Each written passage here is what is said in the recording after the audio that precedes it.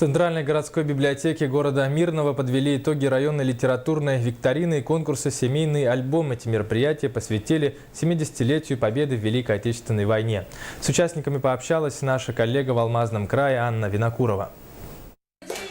В уютной обстановке за чашечкой чая встретились участники конкурсов, посвященных 70-летию Великой Победы.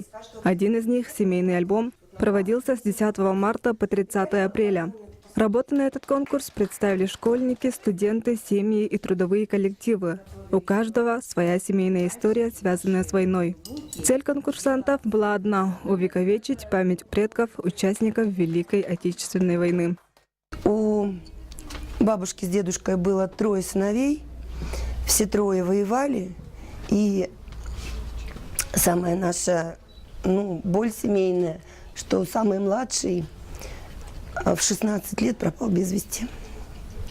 Всего на суд жюри было представлено 16 работ. Их детально изучили работники библиотеки.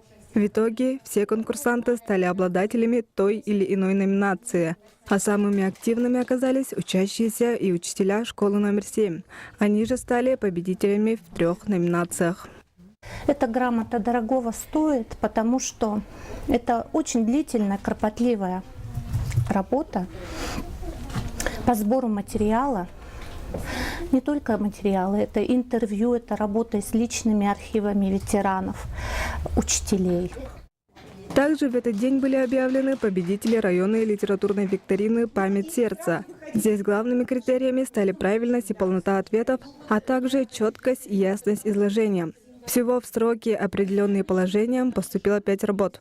Победительницей викторины стала воспитатель подросткового клуба «Подснежник» Ольга Клочкова. А всем участникам были вручены памятные дипломы и ценные призы.